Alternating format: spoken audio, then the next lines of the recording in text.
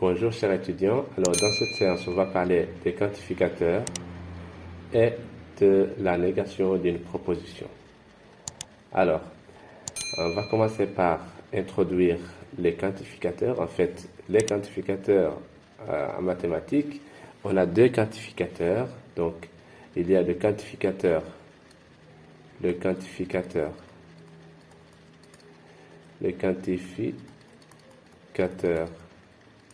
quel que soit, qui se note comme ça, quantificateur quel que soit, c'est-à-dire qui signifie en fait, qui signifie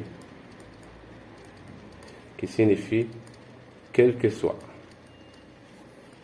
quel que soit, ou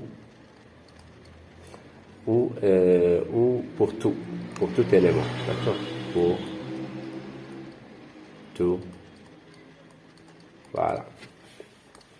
Alors en fait, ce quantificateur-là, il s'appelle le quantificateur universel. D'accord? Alors, ça c'est le premier quantificateur que je vais introduire. Le deuxième quantificateur est le suivant. Donc en fait, le quantificateur, il y a le quantificateur, il existe le quantificateur qui est appelé le quantificateur existentiel et qui signifie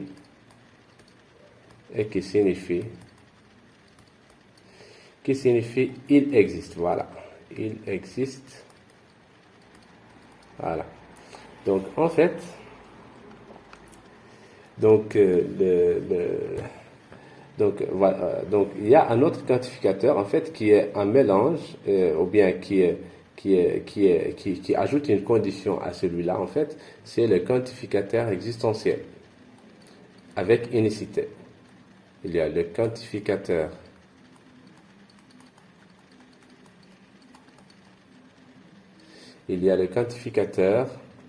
il existe, voilà, il existe avec un point d'exclamation. Alors ça, il est appelé, qui signifie, en fait, ce quantificateur-là, il signifie, il existe en celle. Il existe en celle ou en unique. En unique. Voilà. Ou aussi, ou il existe en celle. Voilà. Alors, par exemple,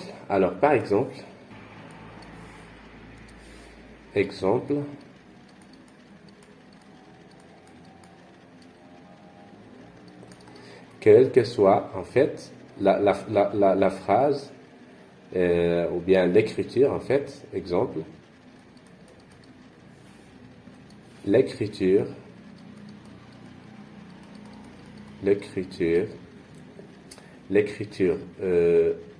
cette écriture-là, quel que soit x appartient à R, d'accord, le quantificateur existentiel, x au carré est supérieur ou égal à 0, signifie que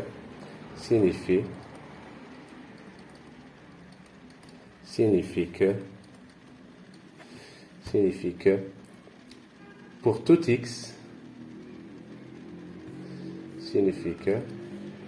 voilà, pour tout x, pour tout nombre réel x, pour tout nombre réel x, ou pour tout x dans R, on a x au carré est supérieur ou égal à 0. Voilà. Un autre exemple.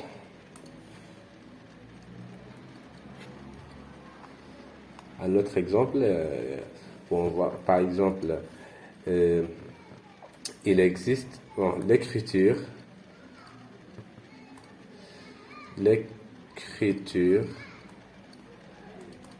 il existe un x appartient à R, tel que quoi? Tel que x au carré est égal à 1. Voilà. Alors, qu'est-ce que ça signifie? En fait,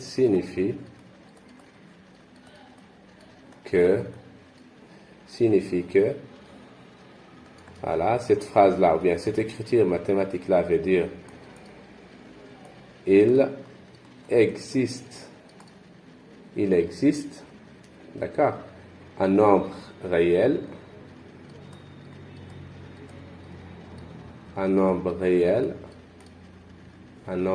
donc bien sûr aussi, il existe un nombre réel. Il existe un nombre réel x tel que, voilà, tel que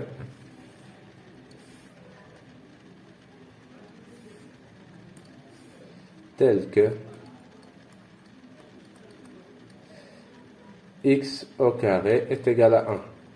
Voilà. Bon, et le quantificateur, il existe, ou bien l'existence et l'unicité, en fait, un exemple aussi, un autre exemple. Alors, il existe l'écriture, il existe avec un point d'exclamation ici, appartient à R, il existe un unique x, appartient à R plus, x au carré est égal à 1.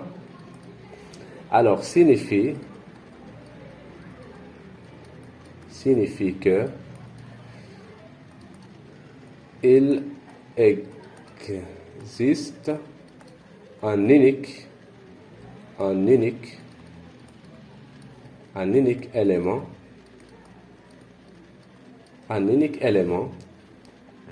de R, ou bien un unique nombre réel, un unique élément de R, d'accord, x tel que x, ou bien un unique élément de R+, d'accord, de R+, ici on a dit il existe un unique x appartient à R+, d'accord, tel que x au carré est égal à 1, voilà. Alors, en fait, ces deux propositions, ou bien ces trois écritures-là, ou bien ces trois propositions-là sont des propositions correctes. En fait, quel que soit x appartient à R, le carré d'un nombre réel, il est toujours positif. Donc ça c'est toujours vrai.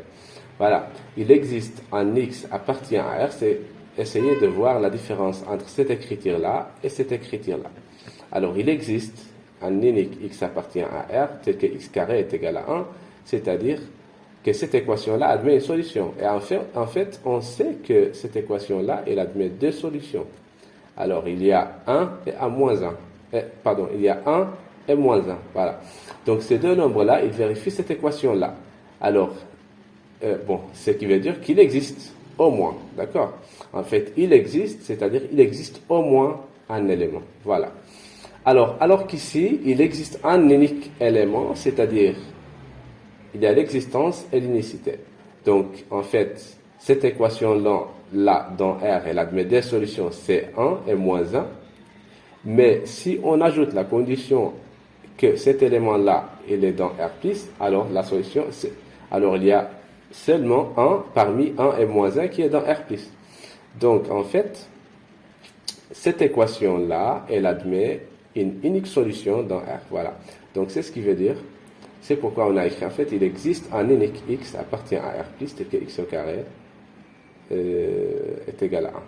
Donc, la solution est unique dans, ça veut dire que la solution de cette équation-là est unique dans R+. Voilà. Alors, est-ce qu'on peut exprimer, ou bien, est-ce qu'on peut détailler cette écriture-là? Il existe un unique. Alors, en fait, on peut exprimer cette écriture-là d'une autre manière. Alors, regardez qu'est-ce qu'on va faire. En fait, là, ou bien, je vais mettre la remarque suivante. Alors, remarque,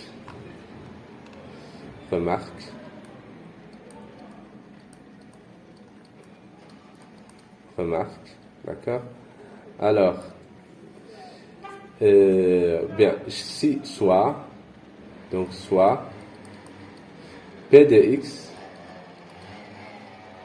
x appartient, ou bien soit, regardez, soit E un ensemble non vide, soit E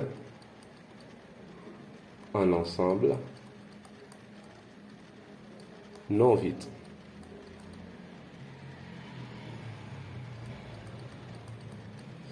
Non vide, voilà. Alors, non vide. Donc, on va considérons la proposition suivante, soit P de X en prédicat. En prédicat, ce n'est qu'une proposition qui dépend d'une variable X, voilà. Alors, en fait, si on écrit, alors l'écriture ou bien la proposition, en fait, la proposition, il existe un unique X appartient à E, P de X. En fait, nous, on veut une équivalence à cette proposition-là. C'est vrai, ça veut dire qu'il y a l'unicité, il existe un élément dans E, et un unique, et un seul, d'accord, qui vérifie tel que P de X. Voilà. Donc, en fait, cette proposition-là est équivalente à la proposition, à l'écriture, ou bien à la proposition suivante. Voilà. Alors, qu'est-ce qu'on va dire? Alors, il existe, tout d'abord, ici, il y a deux choses. Ici, il y a deux choses. Il y a l'existence, un unique et l'unicité. D'accord? Alors, tout d'abord, on va exprimer l'existence.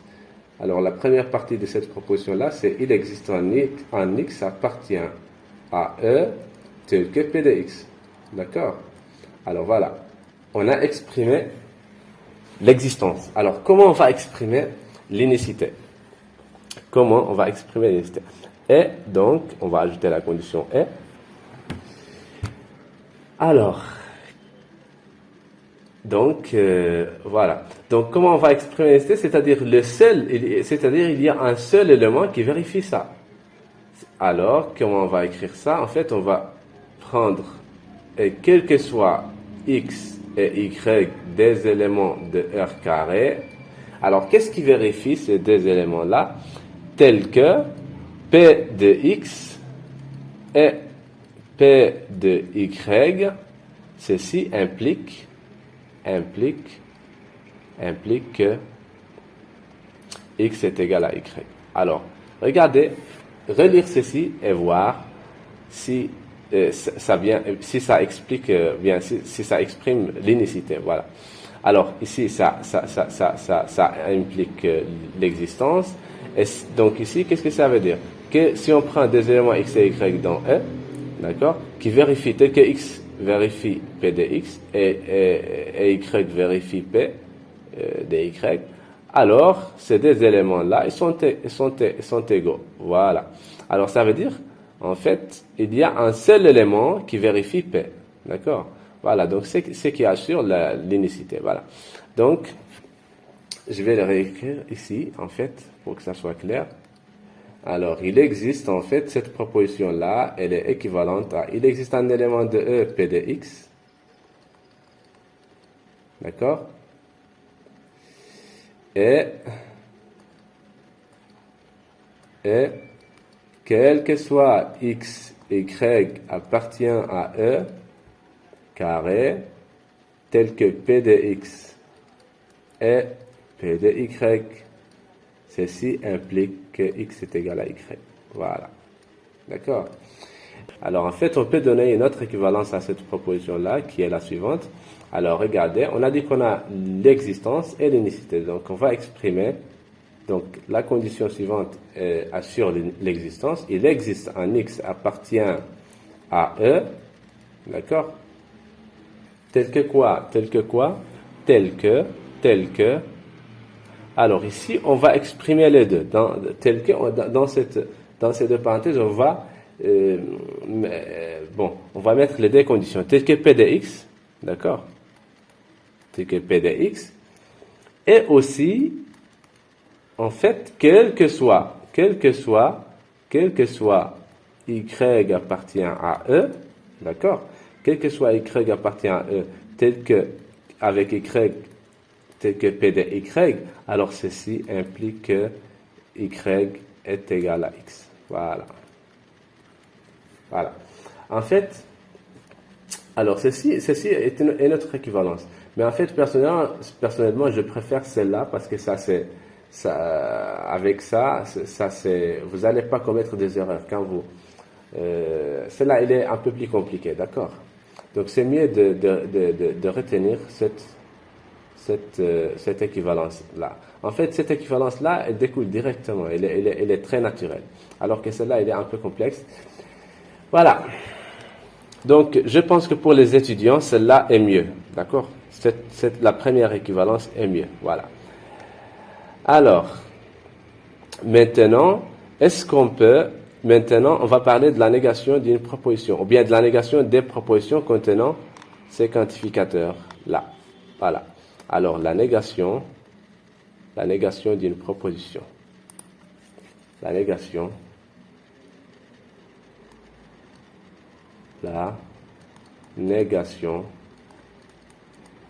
d'une proposition. Alors, qu'est-ce qu'on peut dire ici, en fait? Donc, on va prendre une proposition. Alors, on va commencer par exemple, en fait, la négation. Tout d'abord, c'est quoi la négation d'une proposition? Alors, définition.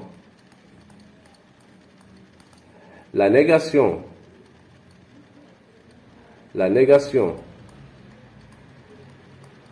d'une proposition.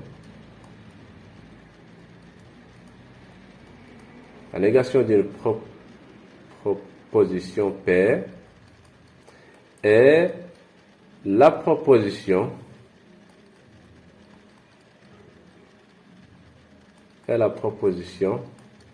notée. En fait, cette proposition-là, on va la noter P bar, ou certains auteurs, ils la notent non P. Voilà, non P. Alors, moi je préfère cette notation-là. Alors, est la proposition notée P bar, qui est, quand est-ce que cette proposition-là est vraie? Qui est vraie si et seulement si et seulement si P est fausse. Voilà, P est fausse. Qu'est-ce que ça veut dire? Ça veut dire que la proposition, ça veut dire que si la proposition P est vraie, alors la proposition P, non P ou bien P bar est fausse. Voilà. Et si P est fausse, alors cette proposition-là est vraie. D'accord? En fait, on peut mettre la table de vérité comme suit. Vous savez que pour toute proposition, ou bien à toute proposition, on peut attribuer la valeur 1. On attribue la valeur 1 si elle est vraie et la valeur 0 si elle est fausse. Alors, en fait, c'est en utilisant ces valeurs-là, on peut construire la table de vérité suivante. Alors, regardez. Ici, je vais mettre P. Ici, je vais mettre non P. D'accord? Alors, quelles sont les possibilités de P? En fait, on a seulement deux possibilités. Donc, on a ou bien P elle est vraie, donc c'est 1, sa valeur de vérité est 1, ou bien P est fausse, donc sa valeur de vérité est 0. Alors, si P est vrai, c'est-à-dire d'après la définition, si P est vrai, alors non P est fausse. Donc ici, la valeur de vérité est 0. Si P est fausse, ici, alors non P est vrai. Voilà.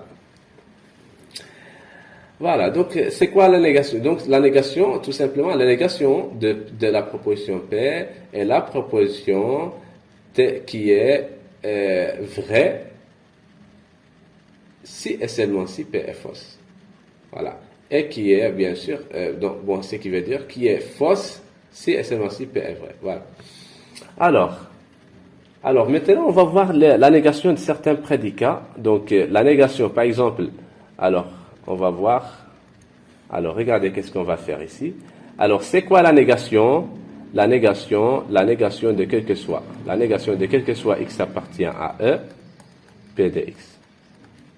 D'accord? C'est quoi la négation de ça? Alors, la négation de ça, c'est il existe en x appartient à E. D'accord? Il existe en x appartient à E tel que P de x. Non P de x, voilà. Donc, on va nier la proposition P ici. D'accord? Alors, c'est quoi la négation? La négation de il existe. La négation de il existe. X appartient à E. D'accord? P de X. La négation de cette proposition-là, c'est quoi? En fait, ici, il y a équivalent. En fait, je ne vais pas écrire égal, mais je vais écrire équivalent. Voilà. Cette proposition-là, elle est équivalente à quel que soit. X appartient à E. D'accord? Non P de X. Ou bien P de X bar. Voilà. Alors maintenant, c'est quoi la négation de il existe en unique? Alors, la négation de il existe en unique élément X appartient à E, P de X. La négation de ça, cette proposition-là est équivalente à quoi? Alors, on va remplacer ça par, son expression en fait, ou bien l'écriture qu'on vient d'exposer avant. Alors, je vais régler ça. Voilà. Voilà. Alors, ça veut dire, qu'est-ce que ça veut dire? Il existe en unique. On a dit, il existe en unique, c'est-à-dire, il y a l'existence, tout d'abord. Donc, il existe en X appartient à E, tel que P de X. Et on va exprimer ici l'unicité. Et, quel que soit X, Y appartient à E carré, d'accord? Appartient à E carré, voilà, tel que P de X et P de Y, ceci implique que X est égal à Y. Alors, en fait, c'est ça l'expression, en fait, qu'on a donné avant. Regardez, c'est la première équivalence, en fait, c'est la première équivalence qu'on vient de donner ici. Voilà. Alors, donc, la négation de ça, c'est la négation de ça. Donc, c'est la négation de ça. Voilà. Alors, on va nier cette proposition étape ou bien partie par partie. Alors, on va commencer par ça. C'est quoi la négation de ça? La négation de ça, en fait, la négation de il existe en X appartient à E, P de X, on va appliquer ça. En fait, c'est quel que soit X appartient à E, non P de X. Alors, la négation de E, en fait, il faut retenir ça, ou bien il faut se rappeler de ça. La négation, à chaque fois, la négation de E, c'est OU. Et la négation de OU, c'est E. D'accord? Alors, au lieu de E ici, on va la remplacer par OU. D'accord? Et ici, qu'est-ce qu'on a? On a, quel que soit X, Y appartient à E carré, on va remplacer ça par il existe. En fait, la négation de quel que soit, X appartient à E, P de X, c'est il existe en X appartient à E, non P. Voilà. Alors, non P.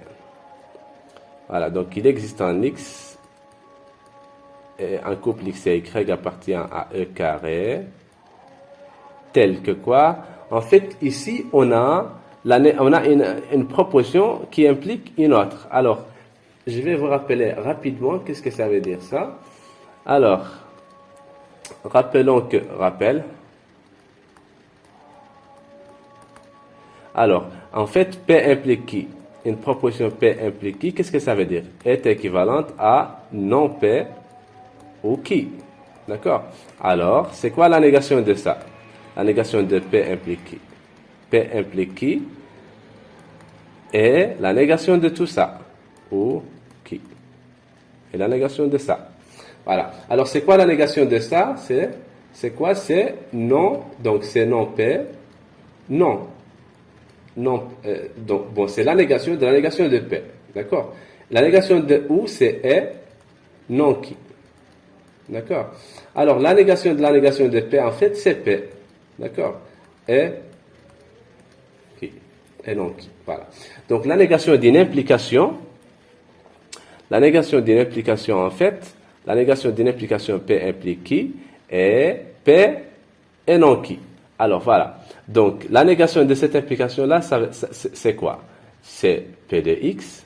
Donc on va laisser la première proposition. En fait, dans notre cas ici, ça c'est P. Tout ça, ça c'est P. Et ça c'est qui? En fait, on a P implique qui. Donc on va appliquer la règle qu'on a ici. Donc la négation de P implique qui? C'est P et non qui. Voilà. Donc P c'est quoi? En fait, c'est P de X et P de Y. Voilà. Et quoi? Et la négation de ça, X égale à Y, c'est X différent de Y. Voilà. Donc, c'est ça, en fait, la négation des quantificateurs.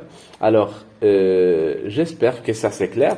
Si vous avez des questions, n'hésitez pas à les poser dans les commentaires. Je vais vous répondre, Inch'Allah. Je vous souhaite bon courage. Merci.